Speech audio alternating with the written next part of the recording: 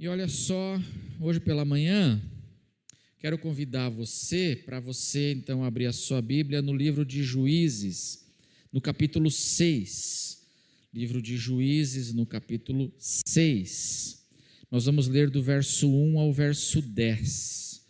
Nessa manhã, para começarmos, Juízes, capítulo 6, do verso 1 ao verso 10. A palavra de Deus diz assim: os filhos de Israel fizeram o que era mal aos olhos do Senhor, e por isso o Senhor os entregou nas mãos dos midianitas durante 7 anos.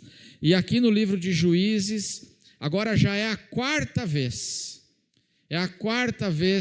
que esse refrão se repete, que os filhos de Israel fizeram o que era mal. E agora já é a quarta vez então que esse refrão se repete, e diz então que o Senhor os entregou nas mãos dos midianitas durante 7 anos. Os entregou como disciplina, os entregou justamente por amor, para que eles, através do seu sofrimento, da sua dor, quem sabe se arrependessem e voltassem para o Senhor. Os midianitas, verso 2, prevaleceram contra Israel. E por causa dos midianitas, os filhos de Israel fizeram para si as covas que estão nos montes, as cavernas e as fortificações. Eles não, por causa dos midianitas, a primeira coisa que eles fazem não é orar. A primeira coisa que eles fazem não é buscar o Senhor. Qual é a primeira coisa que eles fazem? Cavam covas, cavam cavernas, para tentar se proteger desses invasores midianitas. Porque, verso 3, cada vez que os israelitas semeavam, os midianitas, os amalequitas e os povos do Oriente os atacavam. Acampavam em Israel, destruindo os produtos da terra até a vizinhança de Gaza, e não deixavam em Israel sustento algum, nem ovelhas, nem bois, nem jumentos, pois vinham com o seu gado e as suas tendas como o que, irmãos? Como uma nuvem de gafanhotos. Eram tantos que não se podiam contar, e mais para frente vai dizer que eram 135 mil homens de guerra. Eram tantos que não se podiam contar, nem a eles, nem aos seus camelos, e entravam na terra para destruir. Assim, Israel ficou muito debilitado com a presença dos midianitas. Então os filhos de Israel clamaram ao Senhor. Amém, irmãos? Então os filhos de Israel clamaram ao Senhor. Quando os filhos de Israel clamaram ao Senhor por causa dos midianitas, o Senhor fez o quê? O que o Senhor fez? Lhes enviou um profeta. O Senhor lhes enviou um profeta que lhes disse: assim diz o Senhor, Deus de Israel: eu tirei vocês do Egito, da casa da servidão. Eu os livrei das mãos dos egípcios, e não só dos egípcios, e das mãos de todos os opressores de vocês. Eu livrei vocês. Eu os expulsei e dei a vocês a terra deles, e disse: eu sou o Senhor, o Deus de vocês. Não adorem os deuses dos amorreus, em cuja terra vocês estão morando. Vamos ler juntos a última frase da palavra do Senhor? Mas vocês não deram ouvidos à minha voz, e vocês adoraram a Baal. Vocês se renderam em adoração aos deuses dos povos que estavam, estrangeiros que estavam ao redor de vocês. A questão que eu queria trabalhar um pouquinho nessa manhã, irmãos, para a gente refletir, é por quê? Por que a idolatria atraía tanto o povo de Israel. Por quê? Já parou para pensar, irmão? Por que Baal atraía tanto o povo de Israel? Por que o culto a Baal, os altares a Baal, não foram derrubados, mas eles sempre ficaram ali no meio do povo de Israel? E por que esse culto a Baal, o culto aos ídolos dos povos em redor, sempre atraíam tanto o povo de Israel? Você não acha curioso isso? Por que eles sempre caem de novo nesse ciclo de idolatria e de infidelidade a Deus, e se curvam diante desses altares, e nesses altares buscam prestar seus cultos a esses deuses? Porque quem foi que libertou eles? Quem foi que os libertou do Egito? Quem foi que os livrou dos povos cananeus? Quem sempre visitou e se manifestou com poder no meio do seu povo, se manifestou com poder, se manifestou com amor e misericórdia tantas vezes para Israel? Não foi o Senhor? O Senhor, o vosso Deus, o Deus de Abraão, o Deus de Isaque e o Deus de Jacó. Esse Deus que é poderoso, que é misericordioso e que ouve o clamor do seu povo, que ouve quando o seu povo clama, que ele não é como o ídolo, porque o ídolo tem ouvido, mas não. O ídolo tem olhos, mas não. O ídolo tem mãos, mas não pega, não intervém, não age. Mas o nosso Deus, Ele é um Deus que tem olhos e vê. Ele vê a tua situação, irmão. Ele tem ouvidos e ouve. Ele tem uma mão poderosa que quando Ele estende a mão, Ele livra. Ele age com poder. Esse é o Deus de Abraão, de Isaque e de Jacó, que é o Deus de Israel.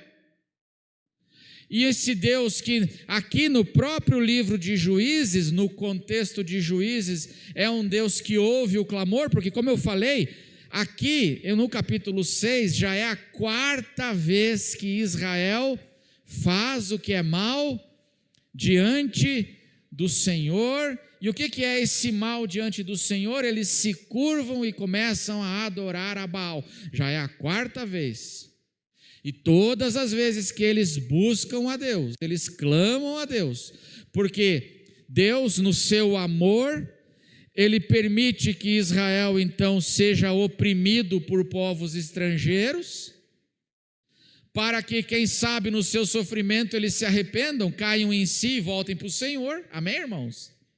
E aí, isso acontece, eles clamam e Deus tem ouvidos para ouvir, olhos para ver.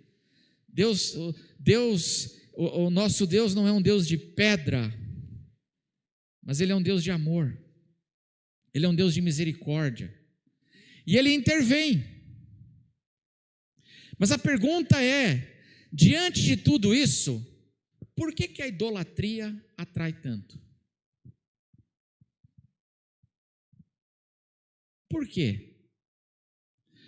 Por que deixar o altar de Deus ali e buscar e adorar o altar de Baal e o culto a Baal era tão atrativo para o povo de Israel? Sabe por quê, irmãos? Eu quero deixar só um ponto hoje pela manhã aqui. Porque o Deus da Bíblia, o único Deus verdadeiro, Ele tem uma característica que é fundamental e que distingue Ele dos falsos deuses. E essa característica é que muitas vezes faz com que os seus adoradores, os seus filhos e o povo de Israel acabassem buscando outros deuses, como Baal. O Deus de Abraão, de Isaac e de Jacó, ele tem uma exigência que complica as coisas. Ele tem uma característica, um critério. Qual é o critério? Anote aí. O nosso Deus, o Deus verdadeiro, o único Deus verdadeiro, irmão, ele se importa com a vida particular dos seus adoradores. Anote isso.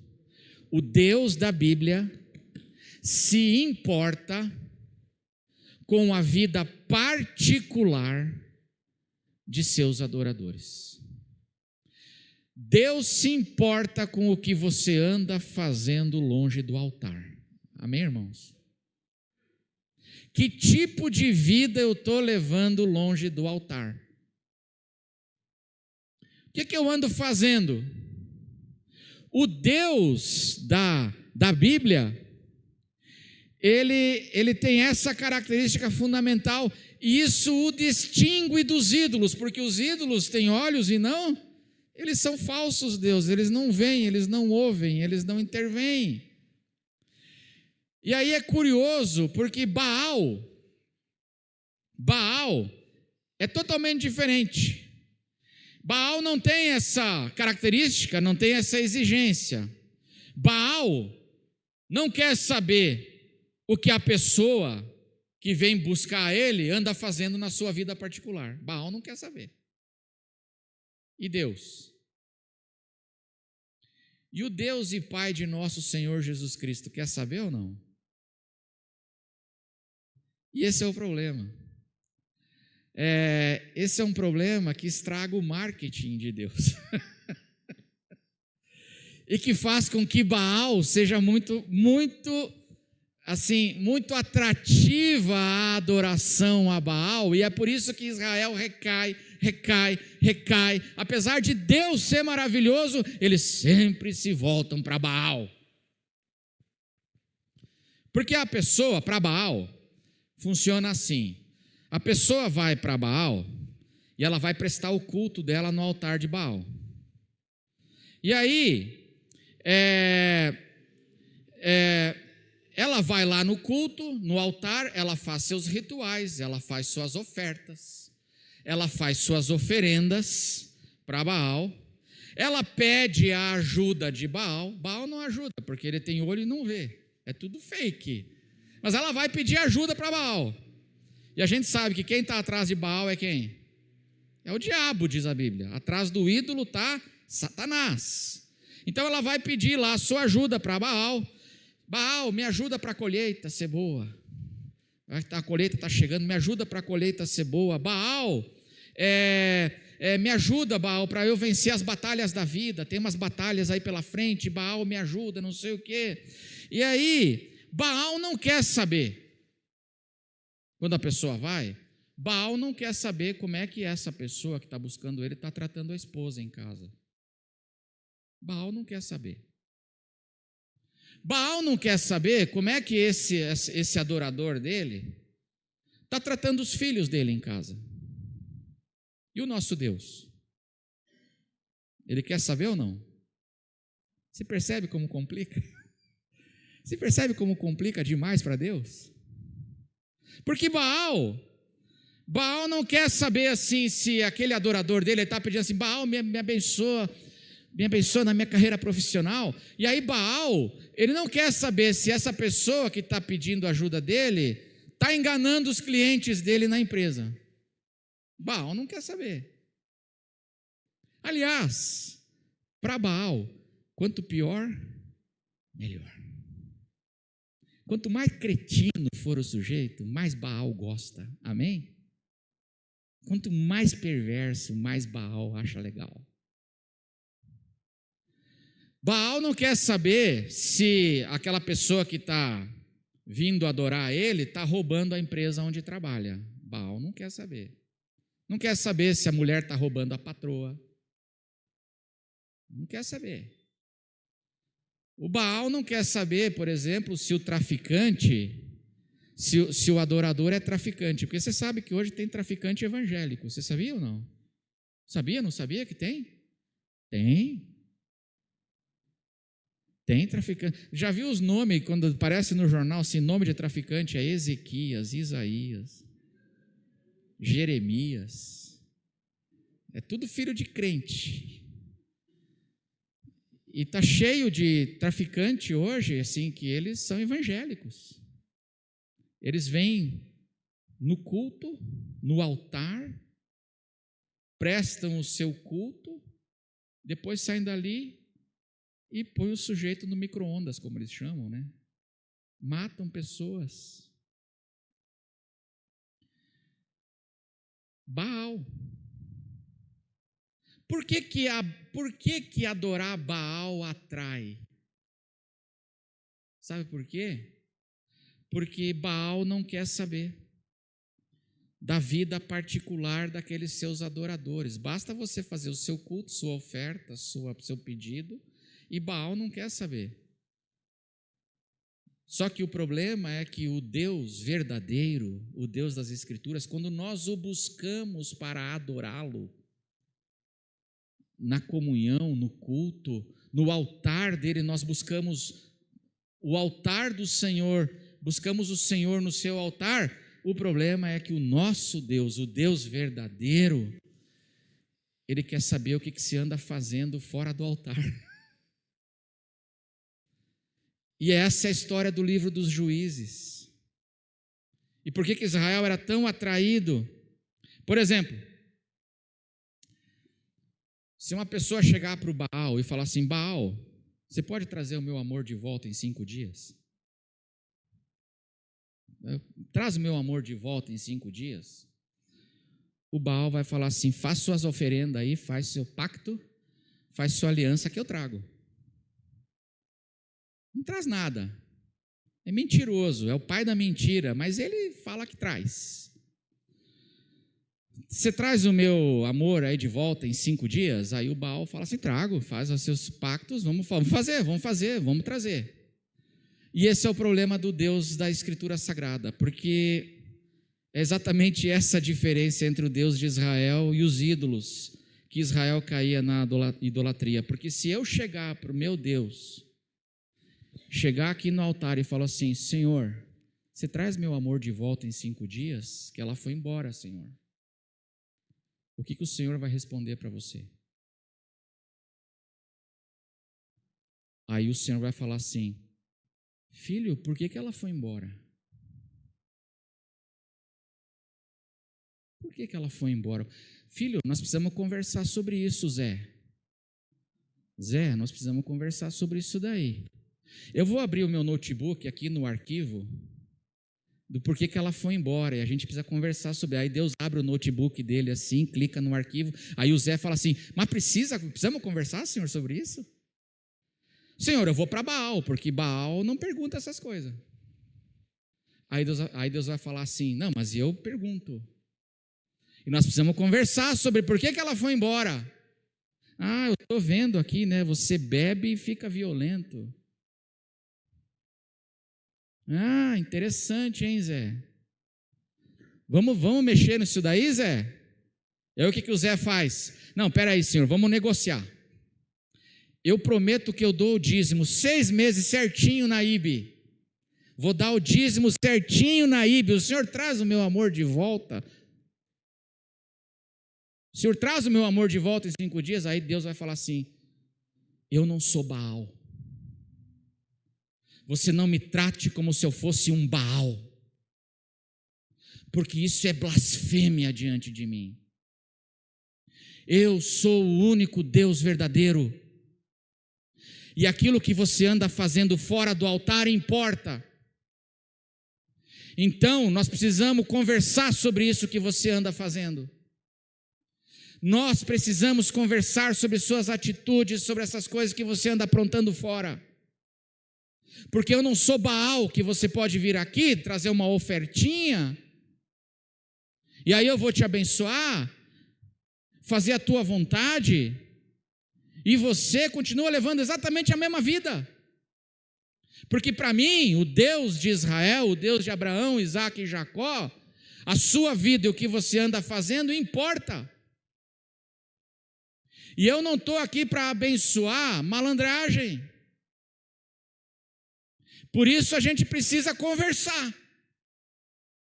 E nós vamos conversar. Ah, Senhor, eu vou para Baal. Então vai vir midianita. Porque eu te amo. E nós vamos conversar. E é muito curioso essa diferença. Você está entendendo por que a idolatria sempre atraía Israel? Porque o que é mais fácil, irmão? A gente dá uma ofertinha e pede ajuda espiritual para o Baal? Ou a gente tomar uma decisão de mudar de vida? E aquelas coisas que estão trazendo todas aquelas crises na minha vida que eu tenho contribuído, vamos encarar, deixa eu mudar isso aqui, deixa eu transformar. Arrependimento. O que o Deus da Escritura exige daqueles que vêm o adorar e clamar a Ele, e Ele é misericordioso, Ele ouve o clamor ou não ouve? Ouve, livro de Juízes, todas as vezes que Israel clama, Ele ouve o clamor. Mas é um Deus que exige o arrependimento dos seus pecados para os seus adoradores. O problema, meus irmãos, é que o Deus de Israel é que Ele não dá só mandamentos cerimoniais e promessas, Ele também dá mandamentos morais. Ele também dá... Sabe qual é o problema do Deus da Bíblia? É que Ele é o Deus dos 10 mandamentos. Esse é o problema. E aí Ele se importa com o que você anda fazendo fora, e não só isso, Ele se importa tanto que Ele se importa também com o teu coração. O que você anda alimentando dentro do seu coração?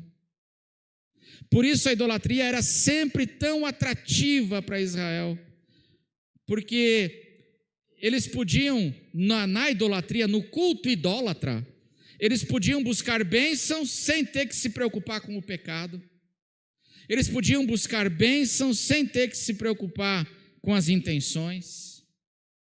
Já na adoração ao Deus da Bíblia, não dá para separar a vida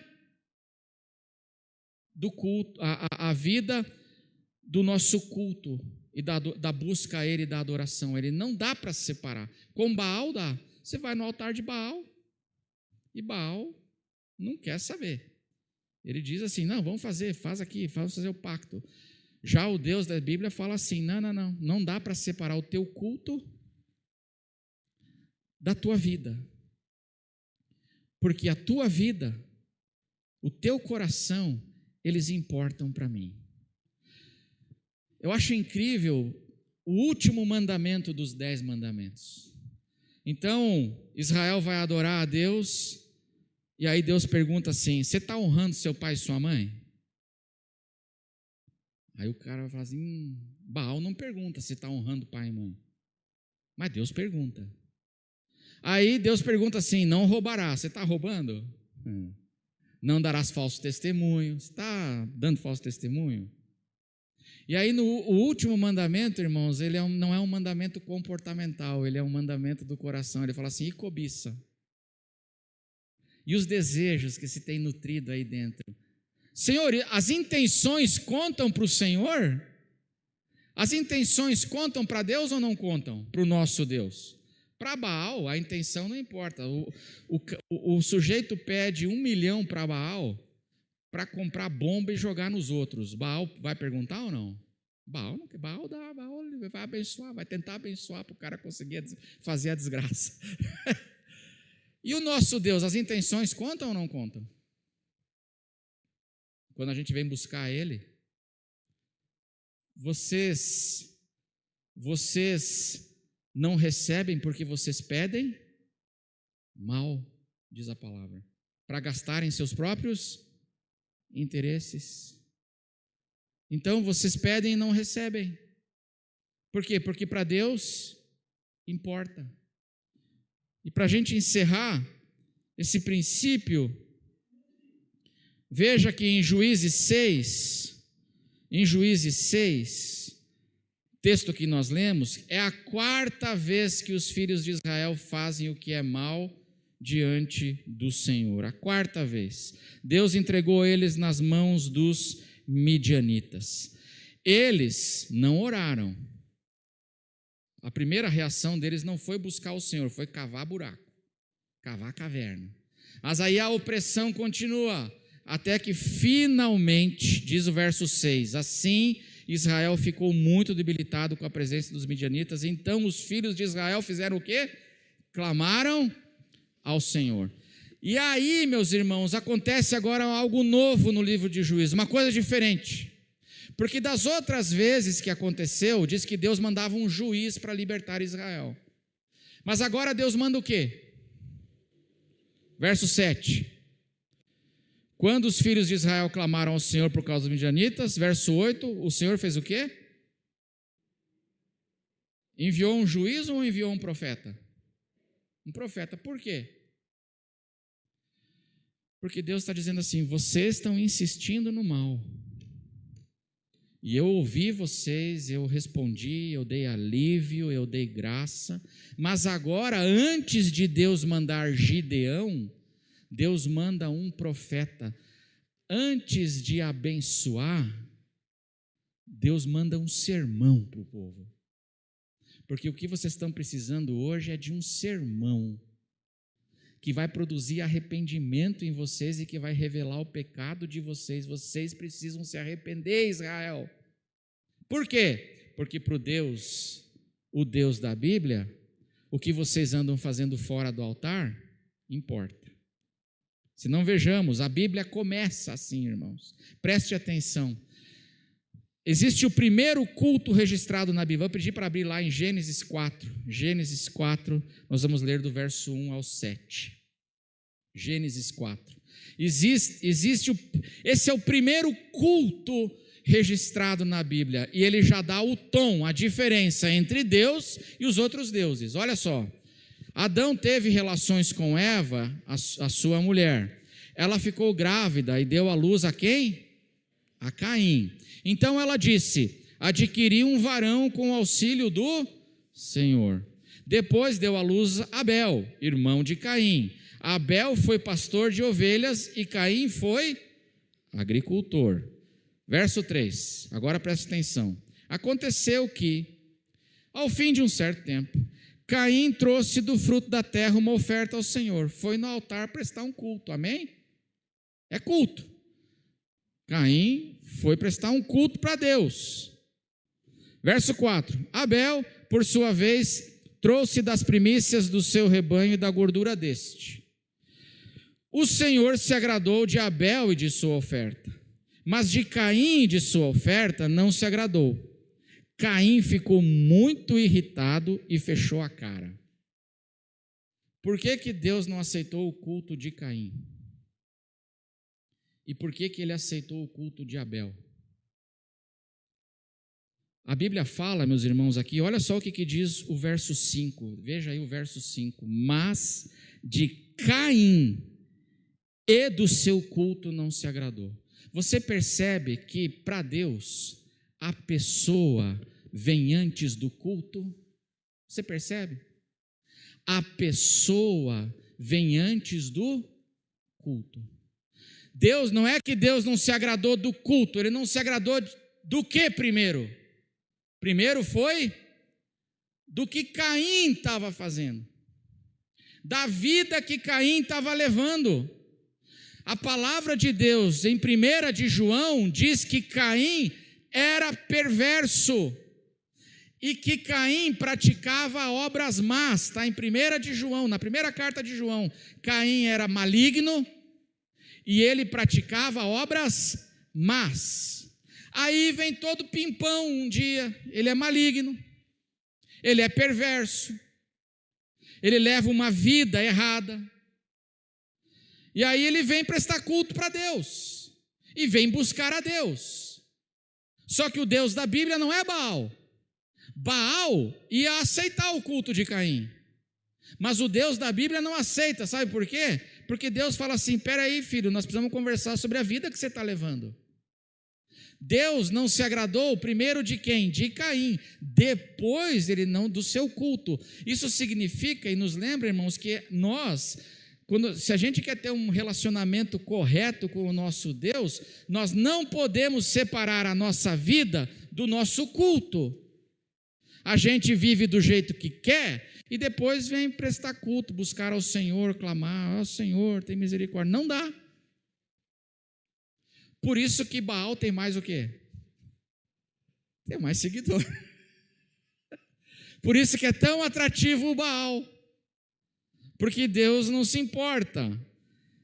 É curioso que daí o Caim fechou a cara, né? Caim fechou a cara. E aí Deus fala para ele assim: se você fizer o que é certo. Olha o que diz o verso 7. Verso 7, Gênesis 4, 7. Se você fizer o que é certo, não é verdade que será aceito. Mas se não fizer o que é certo, eis que o pecado está à porta à sua espera. O desejo será contra você, mas é necessário que você o domine. Se você fizer o que é certo, você será aceito. Mas eu não vou abençoar a tua malignidade. Baal não pergunta, não quer saber. O Deus da Bíblia fala assim: você vem no meu altar, nós vamos conversar sobre a sua vida, sobre o que você anda fazendo. Você tem que dominar o pecado. O pecado que está dominando você, você tem que dominar. E aí é curioso que diz assim a Bíblia, que o Caim domina o pecado ou não? Ele faz o quê? Depois que ele sai do altar, olha só, gente, ele sai do culto e faz o quê? Mata o irmão. Crime premeditado. Ele convidou o irmão para ir para um campo, lá no lugar escondido, matou Abel. Matou Abel. Aí Deus e Caim se encontram de novo depois. Eles se encontram na sequência. E aí sabe o que Deus pergunta para Caim? Onde está o teu irmão? Baal não perguntaria. Baal não quer saber, mas quando Deus encontra a gente, Ele quer saber o que a gente anda fazendo, mesmo que a gente vá para um lugar distante, escondido. Ele pergunta assim: Caim, onde está o teu irmão? Aí Caim fala assim: a gente precisa conversar sobre isso? E aí Deus fala assim: é fundamental que a gente converse sobre isso. Você não dominou o teu pecado, né? Você deixou o teu pecado te dominar. Você precisa se arrepender. Porque eu não sou um ídolo que você pode se relacionar comigo, trazendo ofertinha, comprando e fazendo, tentando manipular. Não. Eu sou o Deus de Abraão, de Isaac e de Jacó. E o que você anda fazendo fora do altar importa. E o mesmo princípio nos ensina Jesus, irmãos. Quando Jesus nos ensina sobre o culto, ele diz a mesma coisa. Vou pedir para abrir aí Mateus capítulo 5, dá para abrir? Mateus capítulo 5, verso 23 e 24. Isso aqui são palavras de Jesus, Mateus 5, verso 23 e 24. O texto está aí. Jesus diz assim: Portanto, se você estiver trazendo a sua oferta ao altar, olha, lá no templo em Jerusalém, agora é Jesus falando, você está vindo trazer a sua oferta, você está vindo para o culto, buscando a Deus, você está trazendo a sua oferta ao altar, e lá se lembrar que o seu irmão tem alguma coisa contra você, esquece seu irmão, porque eu sou Baal, né? É isso que Deus fala? Esquece, fique de boa, faça o seu culto a mim, porque o que você anda fazendo fora não importa. É isso que Jesus diz? O que ele fala? Verso 24: deixe diante do altar a sua oferta e faça o quê? Vá primeiro reconciliar-se com o seu irmão, e então volte e faça a sua oferta. Porque o que você anda fazendo fora do altar, para o Deus da Bíblia, importa. E por isso que quando a gente chega diante de Deus, irmãos, em adoração, nós buscamos a Deus, o Deus verdadeiro, ele diz assim: precisamos conversar, filho, porque eu não sou um ídolo, eu tenho olhos e vejo, eu tenho ouvidos e eu escuto, eu não sou um ídolo, e filho, eu estou vendo cada coisa aqui, a gente precisa conversar. O apóstolo Pedro diz assim, para a gente tratar muito bem nosso cônjuge, para que as nossas orações não sejam o quê? Interrompidas. O modo como eu trato as pessoas importa para Deus. Então, a minha relação com Deus não é uma relação vertical somente que eu vou, busco a Deus e não importa o que eu ando fazendo. Não, o Deus verdadeiro diz assim: olha, aquilo que você anda fazendo fora do altar, nós precisamos conversar, você precisa se arrepender. Por quê? Porque Deus é chato? Não, irmãos. Sabe por quê? Porque o maior presente que Deus tem para dar para nós, sabe qual é? É a transformação do nosso ser. O maior presente que Deus tem para dar para a gente é um coração novo. Amém? É o fruto do Espírito Santo em nós.